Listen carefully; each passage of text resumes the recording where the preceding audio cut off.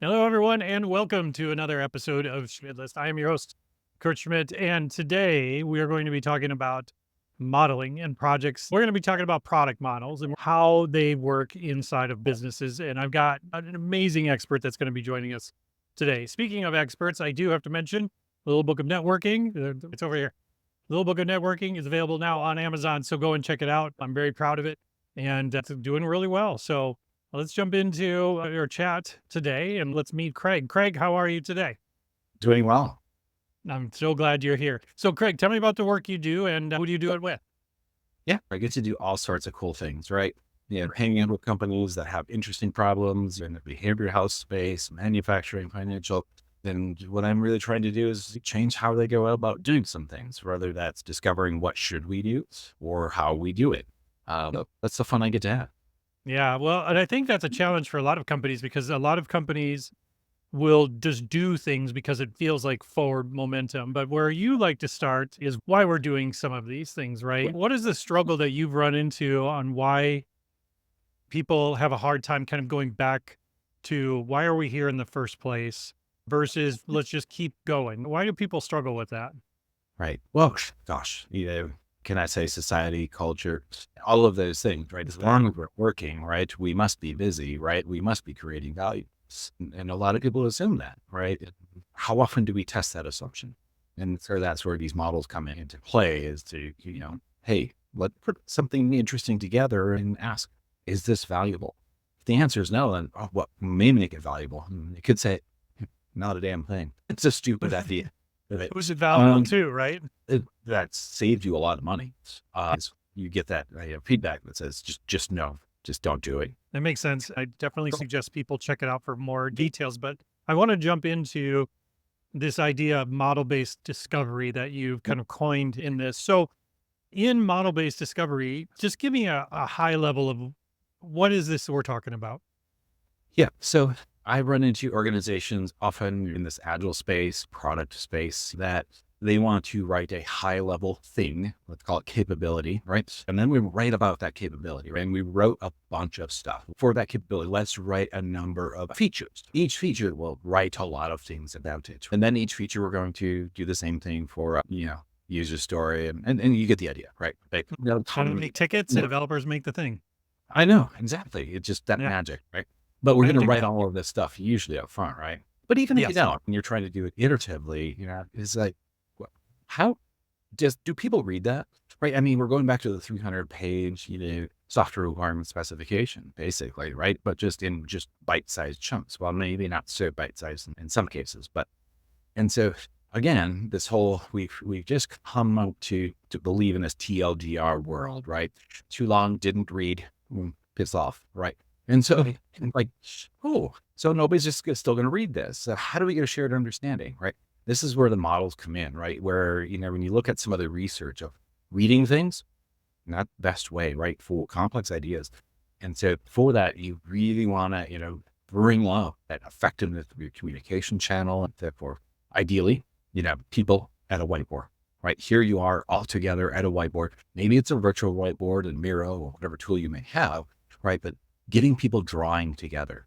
And I think, it goes back to that old story of photographs, vacation picture, right? And so if I were to take a vacation and then bring pictures to, I don't know, friends, family, work people about my recent vacation, they'd look at it and go, oh, it looks like you had fun.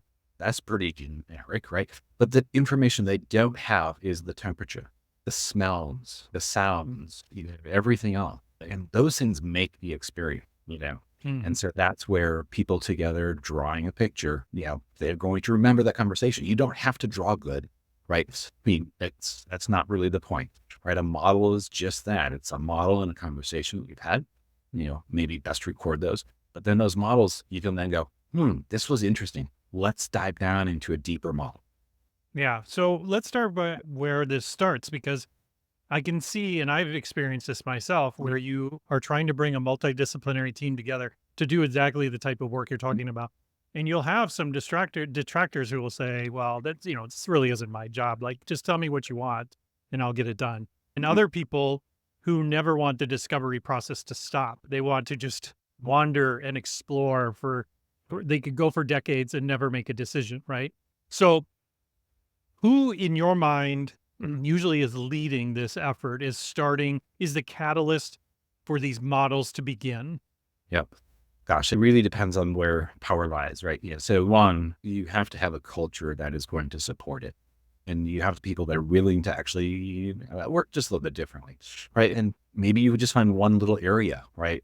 It's going to be odd that if you're a very large organization that you go, hey, if that sign me up, right? Going away from how you used to work is really difficult, and trying something else. Because, oh gosh, if I fail, well, I failed twice. I didn't build the thing and I failed at adopting a new way of doing things too. So I must really suck. And so it's got to be, a particular area that is willing to try it on out. They learn from it, right? And they share their experiences, right? Most of the time I see, a lot of people kind of get used to it. And yeah, different models work for different people. So there's no one, answer, oh, this particular model, right? Strategizers, business model I may love it, but some of my clients may not. They're like, hey, we're EOS shops. So therefore, yeah, we're going to do something else. Cool. Works for me, right?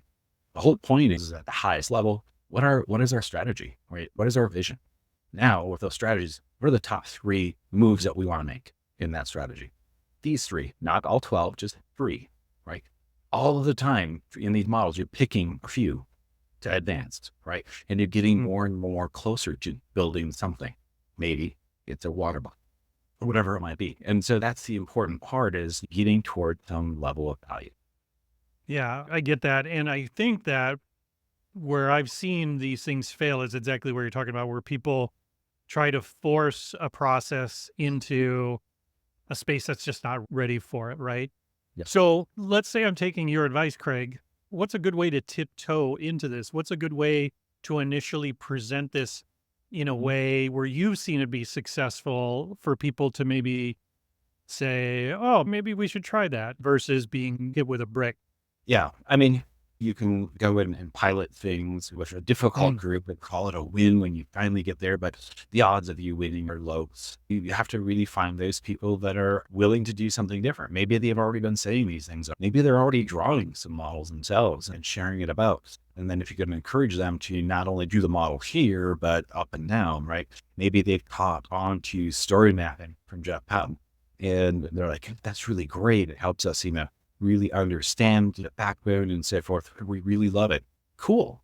How did you get there? Oh, gosh, well, I don't know. I mean, we knew there was people involved and we needed to help the people. Oh, maybe do you have a persona? Does that persona have some empathy? Could we do an empathy map? Ooh, what could you take out of that empathy map? Maybe we could derive some jobs to be done and use the jobs to be done canvas sort of thing to have empathy, not just for the persona, but for the job itself.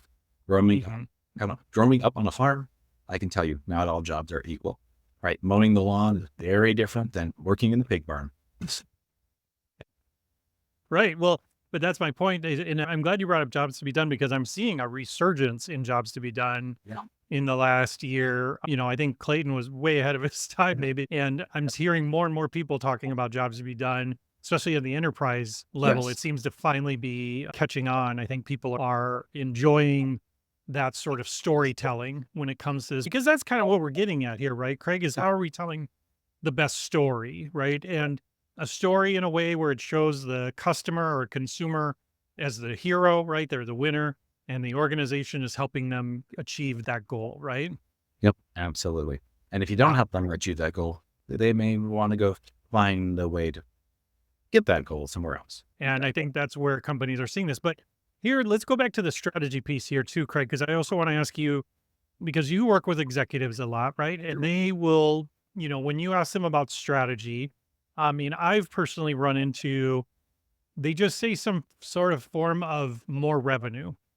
And I'm like, that's not necessarily a strategy.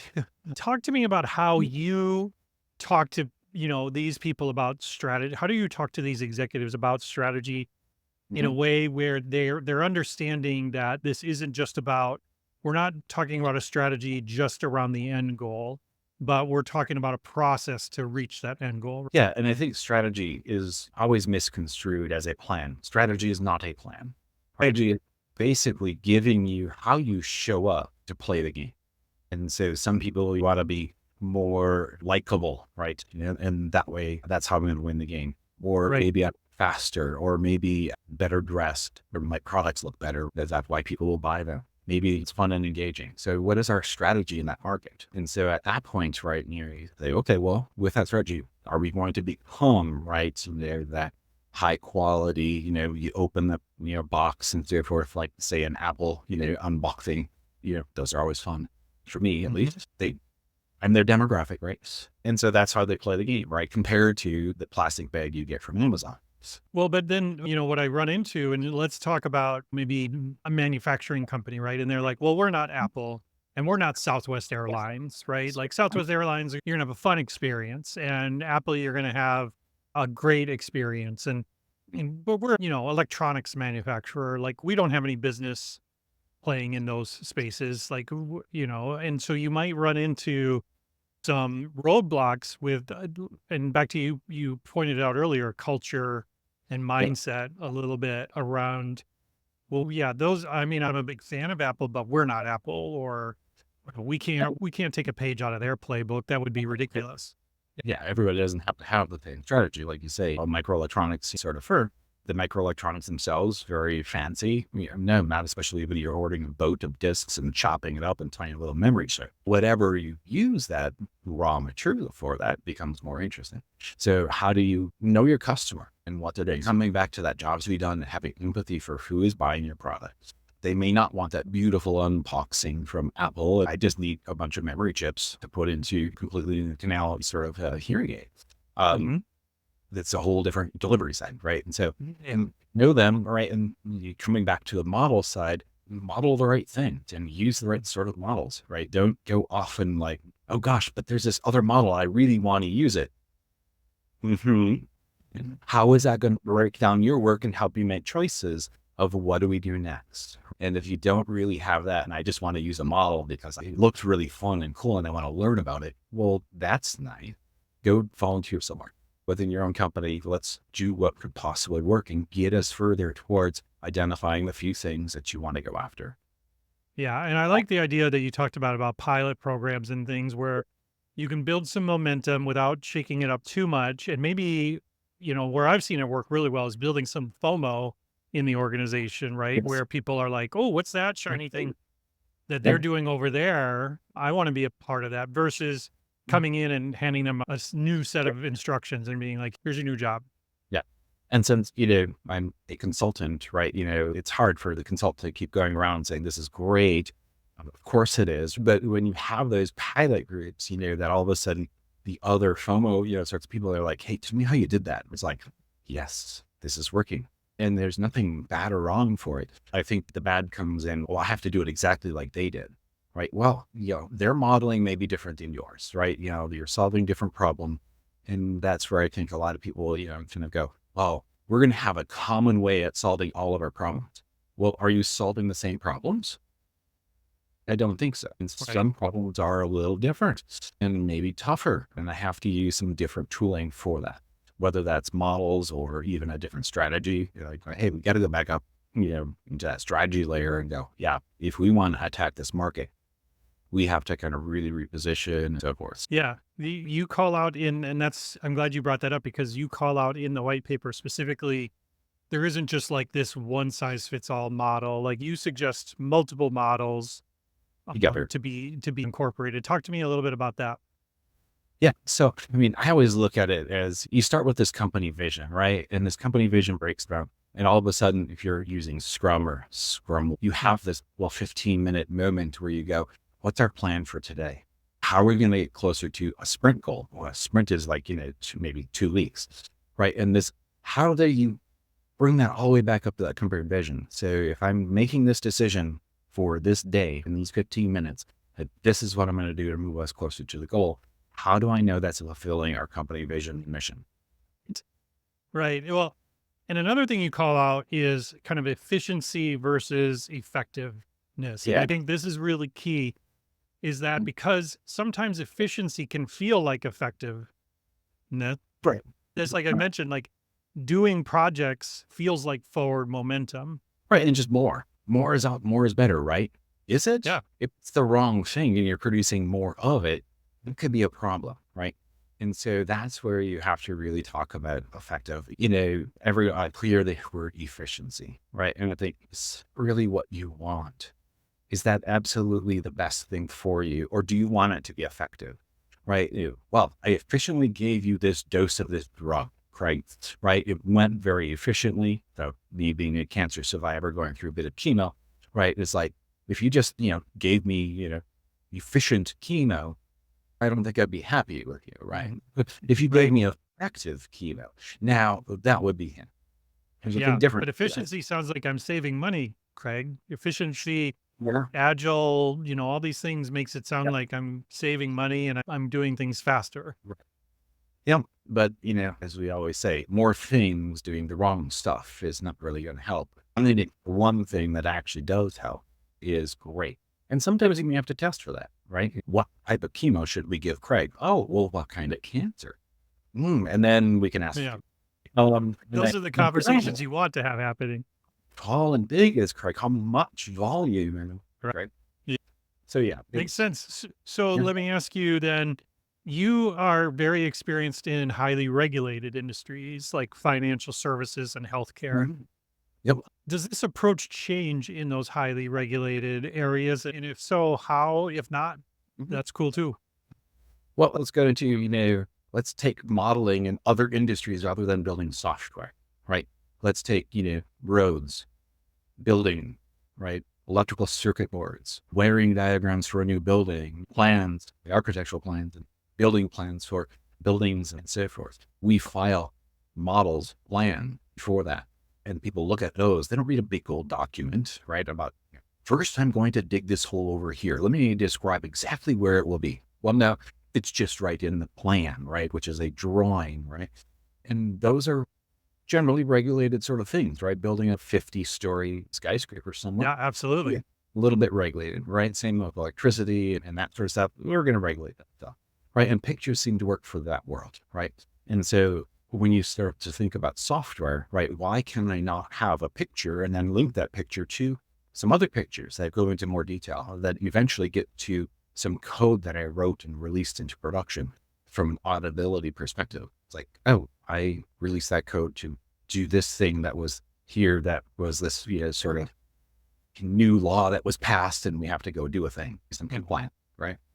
It's like, we can show that through the different diagrams of like, here's where we need to add this thing or take something out, whatever it might be.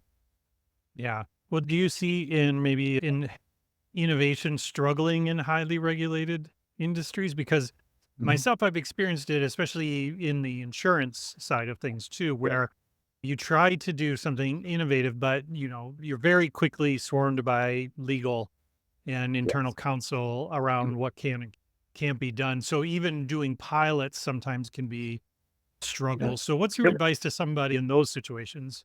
I mean, sometimes you have to do the hard work. For example, I was working with a behavioral health sort of play in a new space, right? And oftentimes maybe, let's say you go to your regular doctor and they ask you 2 questions, right? Are you finding yourself, still interested in doing stuff, right? It's the PHQ-2, right? Testing for some sort of behavioral health sort of thing, maybe depression, right? And so we wanted to ask that differently, right? Because everyone that goes to like your primary care physician, they all kind of go, oh, those 2 questions, that's right, I have to answer yes and yes, or no and no, or whichever pattern it is. And so what we had to do is we wanted to do that different. Well, we can't just go do that different, right? There's this whole clinical review and all that sort of thing. So we had to do the hard work and actually have, good clinical people come in and actually prove that this is going to be, actually a good thing, right? Or a right thing. So, and it was well worth it because, when we started to launch this particular piece, the feedback was, I feel like a human and not this, sort of robot, right? And people were willing to have the conversation versus answer the 2 question. It was a conversational side of it rather than just 2 questions. And so that made a huge difference. Yeah. It took us time to do it. Right. And We did not predict that. It wasn't part of the plan. Like, okay, there we go. So we take that and put that as a parallel track, and we'll just assume that it's going to work well. Yeah, I've had a similar experience. I remember building some software not too long ago where it was people signing up to be home healthcare people. And it was about a 3-hour process of filling out government forms. All these different things had to be regulated and all these stuff. And the business was told, like, this is the way you has to be done. And we did some more additional research outside of the organization and found that, well, you can digitize all of this stuff. So they sign their name once and it goes on all the forms. They put the data in once, goes across all the forms, address, everything. And we took a 3-hour process down to about 20 minutes with a piece of software. And that was huge for that organization. But to your earlier point, there was a culture there of people that were kind of like, well, this is the way we were told it has to be done. The government said it once and that's it. Like, we're good. And what I've found is that that's where I think some of the benefit of bringing in outside voices, outside consultants, outside teams that maybe don't have all the baggage, maybe your organization has, to start looking at things differently, right? Yep. Well, that's so interesting. Towards the end of the white paper, I talk about how we as children ask an unending amount of questions, right? So 3, 4 years old, it's like every question imaginable, 5, 6 years old, even more, right? But something happens around about 6-ish years old, according to some research around, well, parents at some point kind of get sick of it. Why is the sky blue? Because I said so, right? I mean, we give up on the scientific explanation. We shut down the question, right? And when you take a look at some of that research around how many synapses, connections, and whatnot, just kind of like go away. Like, goodness, we as kids had more ability in thinking and whatnot. Big sponges. Right? And how do we retake that ability to ask questions? So it takes a lot of practice, once you get to that adult age. And so I think that's the important part, is to really learn to ask that question or be curious, at least, right? There's a kind of a quote, at the end, or children are the research and development division of the human species. Dang, Allison's got that right. Yeah, well, exactly. And you mentioned this before, which is getting pen and paper and a whiteboard and things in people's hands will bring them back to a grounded and level area. Because even if you have different titles and you work in different departments, if it's you and another person at a whiteboard and each of you have got a whiteboard marker, you're on the same playing field. You're working together and you can break through a lot of imagined or crafted boundaries that maybe don't really exist, right? Yeah, exactly. Right. And how do I say, extend beyond, the realm that you're in, right? If you're in healthcare, it's like, okay, that doesn't mean I should go, those manufacturing people, they have nothing to teach me. I bet they have some creative solutions to some things, in ways. Maybe you want to do it exactly the way they're doing it in manufacturing in the healthcare space. However, you may be inspired, right? And so looking at the other crafts of, other people and how they do it. I'm a woodworker, and, learning about ceramics and glass blowing. Why do you hold this thing like? Yeah, right. I can apply that to planing, a desktop, for example. So, well, let's talk about the opposite problem, which I've seen happen in enterprise level organizations before, where 7 different teams are working on fixing the same problem. You can really start to raise a flag that people will be like, hey, wait a second, we're kind of working on something like that over here in claims. And then the other team in the call center can be like, well, actually, we have got an approach to that too. So you can start to, and I've seen this happen in organizations where you start these pilots and then all of a sudden out of the woodwork, you find that there's 6 other projects maybe going on in the place that are trying to address either the exact problem or something really adjacent to it. Yep. Yeah. I always, in spaces like that, I just kind of go back to the movie, Contact with Jodie Foster, right? And, Mr. Hand, he, of course, why just have one machine when you could buy 2 at double price, right? And I don't know that most companies want to spend that much money. And so sharing, I think, is a lot of what people need to do, and share more of what they're doing. Going back to that behavioral health piece of software, it's service management piece. It's like, the medical director, she was like, I want to share everywhere, right? And all of a sudden the call centers, they went, hold it. That's a better call script than what we have. That's a natural conversation. If I could have a natural conversation, I think I'd have better rapport with this person on the phone, et cetera, et cetera. Guess what they're doing now? They're using it. So it was worth the time to get that clinically validated, right?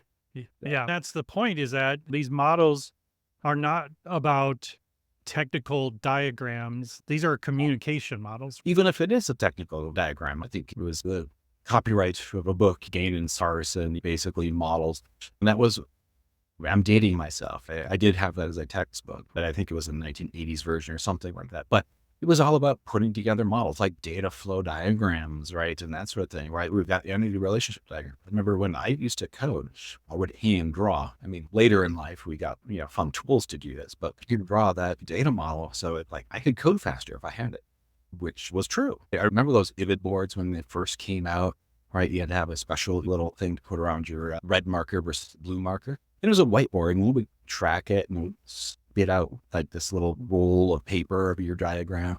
What was I think it was BMP was the format that everyone there was no JPEG then, but when the IVID board first came out, I would carry that thing around, right? Because it was like, I captured my drawings electronically and I pasted it into whatever Word 3.0 or whatever it was.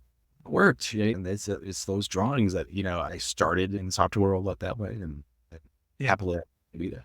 I do think analog is one of the great equalizers when it comes to strategy and developing things. I mean, every time I've done whiteboard sessions with people around business strategy or product strategy, you see the change in the room. Like the titles seem to fall away, generation gaps seem to fall away. This analog kind of approach seems to be a really great way of solidifying communication. And also, what's more important too is making people feel comfortable to actually communicate. Because sometimes I've been in those rooms where people will just sit with their arms crossed and sort of not contribute, even though you look at them and you're like, you're in charge of engineering. Like, why are you not contributing to this? Yeah. And those rooms may be virtual, right? So you're on whatever, Zoom or Teams or something, and 80% of the people don't even have the camera on.